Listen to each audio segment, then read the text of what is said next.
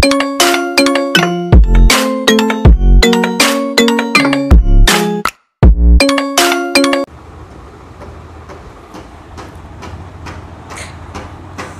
Morning students, part 1 students. मेरी छोटी छोटी बेटियां, बहुत ही लवली बेटियां, मैं इनके लिए अभी आपके लिए मैंने नर्वस सिस्टम का ये 5वां क्लास है। देखिए, इसमें नंबर ऑफ़ क्लासेस बताने से ये है कि कोई आगे पीछे अपलोड हो जाए अगर, तो आप बीच का मिसिंग क्लास जो है, क्योंकि नर्वस सिस्टम पढ़ने में हम लोगों को कुछ ज़्यादा क्लासेस लेने पड़ेंगे। छोटी छोटी video 17 minute, 20 minute, 15 minute, 12 minute के वीडियोस में डालती हूँ। इससे ज़्यादा को अपलोड करना बहुत मुश्किल हो जाता है। तो आप इसको मिसिंग अगर कोई नंबर हो तो उसको आप लोग मिला लीजिएगा और धीरे धीरे पढ़ते जाइएगा। तो now I am starting the teaching process. Teaching नहीं, शेयर करते हैं, हम लोग बैठ के बातचीत करते हैं। पढ़ाई को बिल्कुल हल्का रखना चाहिए। अब हम लोग देखेंगे कि नर्वस सिस्टम में जो न्यूरॉन है या जो नर्वस सिस्टम की कोशिकाएं हैं वो किस तरह से काम करती हैं। तो आज हम अभी उसमें 3 बातें जो हैं, बिल्कुल 3 पॉइंट्स जो हैं वो बहुत स्पष्ट रूप से समझने, 3-4 पॉइंट्स हैं जिनको समझना बहुत ज़रूरी होता है। और उसके बाद हम लोग टाइप्स ऑफ न्यूरॉन पे बात करेंगे। तो आज पहले हम लोग ये वीडियो 5वां या 6वां वीडियो, जो भी वीडियो है मैंने पहले बोल दिया है, तो उसको अभी आप लोग 3 वर्ड्स को आप देखिए, 5 वर्ड्स पे, 4 वर्ड्स पे मैं बात करूँगी, स्टिक करूँगी। पहला स्टिमुलस, व्हाट इज़ स्टिमुलस। दूसरा रिस्पॉन्स, व्हाट इज़ रिस्पॉन्स। तीसरा ऑल और नन प्रिंसिपल, ठीक है, पूर्ण अथवा शून्य का नियम। चौथा रिफ्रैक्टरी पीरियड, दुर्जयावस्था। और 5वां संधि स्थल या साइनेप्टिक कनेक्शंस। इस पे हम लोग 5 पॉइंट पे बात करेंगे। अब लंबा हो जाएगा तो हो जाएगा, लेकिन पहला है स्टिमुलस। What is stimulus. उद्दीपन की परिभाषा सिर्फ देंगे। Any change in environmental condition is called stimulus. Any change, किसी भी प्रकार का परिवर्तन जो हमारे वातावरण में, वातावरण भी 2 तरह का, इसको भी डिफाइन करेंगे, आता है, वो उद्दीपन कहलाता है। जैसे अभी लाइन कट जाए, जैसे हम आप पर गुस्सा करने लगे, any change in behaviour, any change in environmental, behaviour नहीं, environmental condition is called stimulus, उद्दीपन। हिंदी में इसको उद्दीपन करते। वातावरण के प्रत्येक परिवर्तन को उद्दीपन कहते हैं। हो गया एक पॉइंट। दूसरा, एनवायरनमेंट, प्राणी जिस उसके सराउंडिंग में जो चीज़ें होती हैं या जिन चीज़ों से घिरा होता है, वही हमारा वातावरण कहलाता है। अब ये वातावरण भी 2 तरह का होता है। एक वातावरण जो हमारे शरीर के आंतरिक भाग में, आंतरिक, जो हमारा एनाटॉमिकल, फिजियोलॉजिकल, पैथोलॉजिकल होता है, वो हमारा वातावरण, इंटरनल इन्वायरमेंट, आंतरिक वातावरण कहलाता है।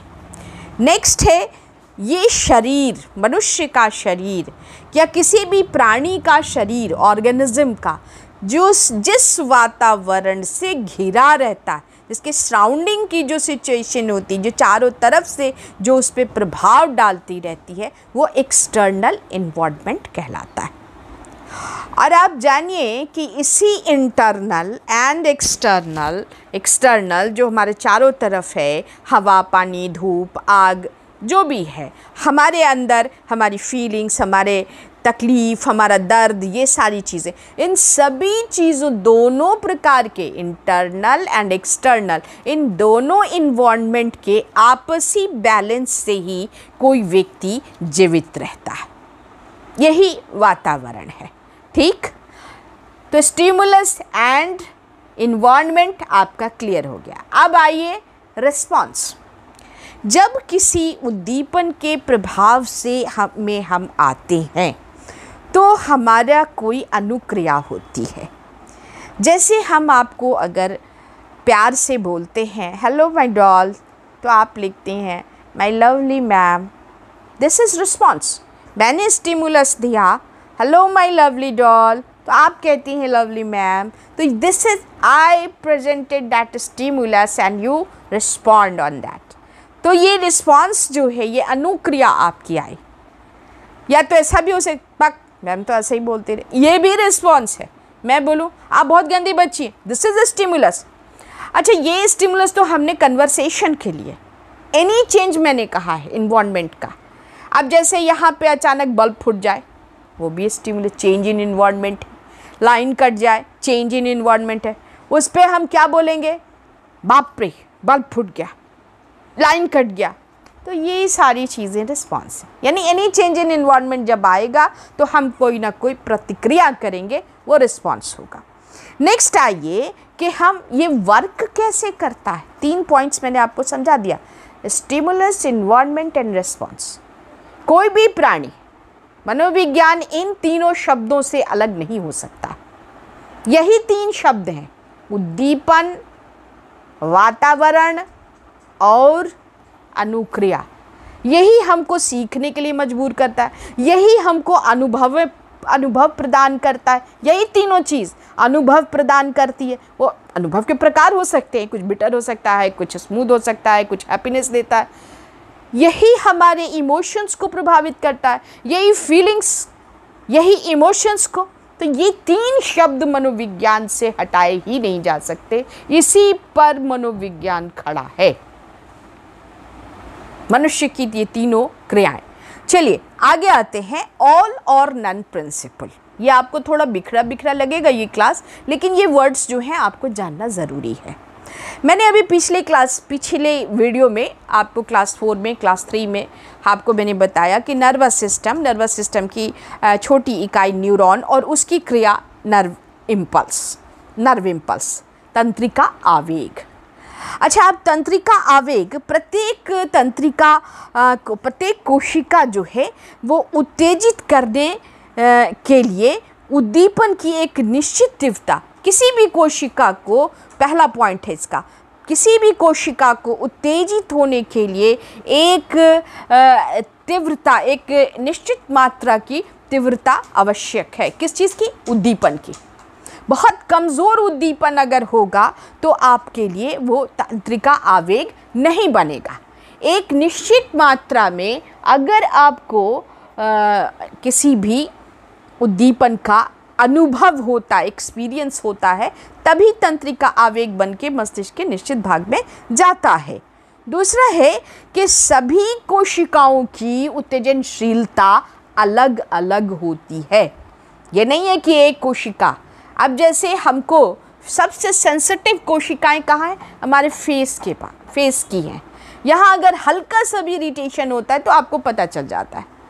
पैर के तलवे में जो कोशिकाएं होती हैं वो कोशिका उतनी उत्तेजनशीलता नहीं रखती है। बहुत बार हल्का फुल्का कांटा गड़ता भी है तो हम लोगों को एहसास नहीं होता है, वो हम रिस्पॉन्स नहीं करते हैं। यानी उत्तेजनशीलता में भी भेद होता है। किसके? तंत्रिकाओं की, कोशिकाओं के। कोई कोशिका कमज़ोर उद्दीपन पर भी, जैसे अब फेस में ज़रा सा भी लगेगा तो कमज़ोर उद्दीपन पर भी उत्तेजित हो जाती है, और कोई कोशिका बहुत तीव्र उद्दीपन पर भी उत्तेजित नहीं होती है। ये तीसरा पॉइंट हुआ। नेक्स्ट है इंटेंसिटी में डिफरेंस होता है।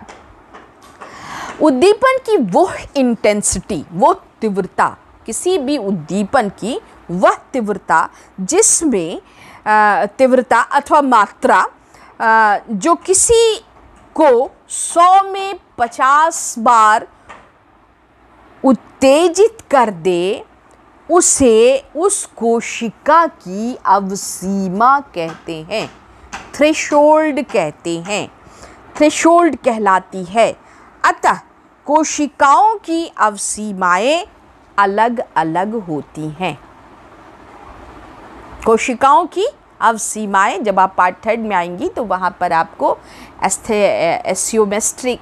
एस्थेशियोमेट्रिक इंडेक्स का प्रैक्टिकल कराया जाएगा। उसमें 2 बिंदु होते हैं जो कांटे की तरह सुई की तरह चुभाए जाते हैं।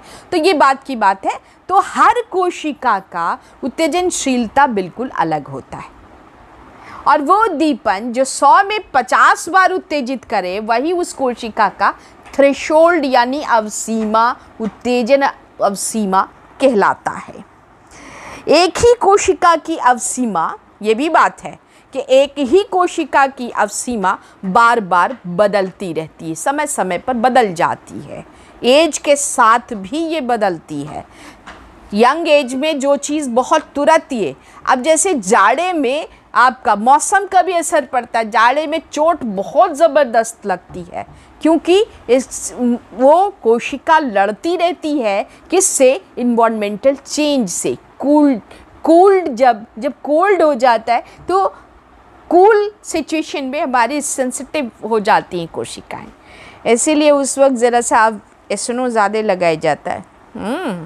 चलिए आगे आइए, अब आप पढ़िए आगे का। अच्छा, जब कोई कोशिका, ये बहुत इम्पॉर्टेंट बात है, ऑल और नन प्रिंसिपल इसी को कहते हैं। जब कोई कोशिका एक बार उत्तेजित हो जाती, यानी उसमें एनर्जी का निर्माण हो जाता है। एनर्जी क्या? Electrochemical energy.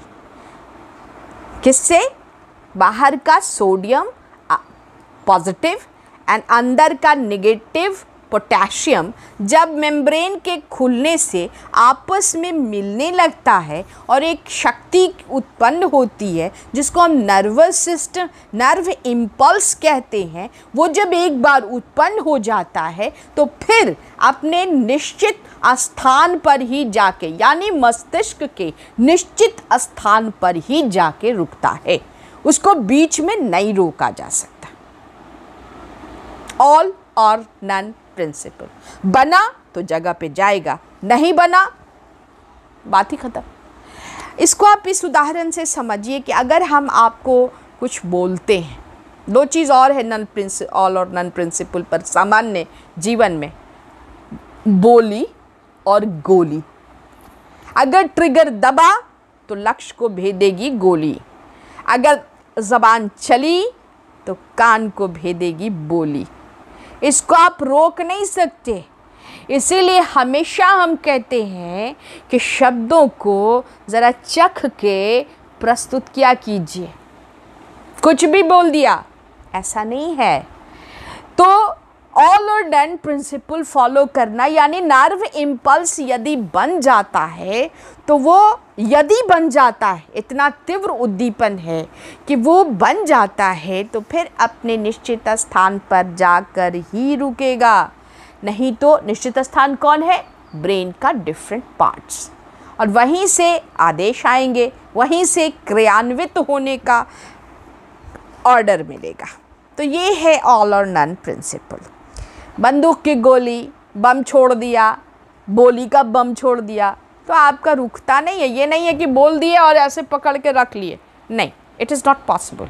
इफ़ यू, आपने कुछ भी बोला है तो वो अपनी जगह पे जाके ही रुकेगा, और आपने ट्रिगर दबाया है तो गोली लक्ष्य को भेद के ही आएगी।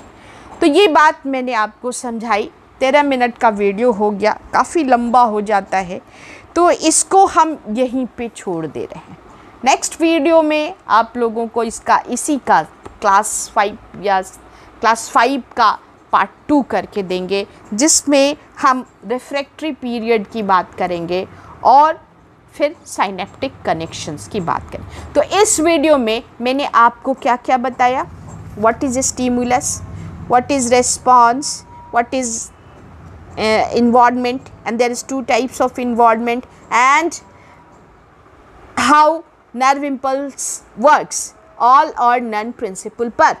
तो ये 4 बातें हैं। सबका क्विज़ क्वेश्चन बनाइए बेटा, आप बहुत बार पढ़िए। आप देख रही हैं मैं बहुत मेहनत करती हूँ, बेला वजह का बहुत मेहनत कर रही हूँ कि किसी तरह से आप लोगों का 4 चैप्टर मैं कंप्लीट कर दूँ। और एक चैप्टर मुझे सेकंड पार्ट में भी पढ़ाना है, वो है आपका साइकोपैथिक पर्सनालिटी, बस ओनली साइकोपैथिक पर्सनालिटी। तो मैं उसको भी आप लोगों को कोशिश करूँगी कि जो बेहतर से बेहतर तरीका हो उससे पढ़ाऊँ।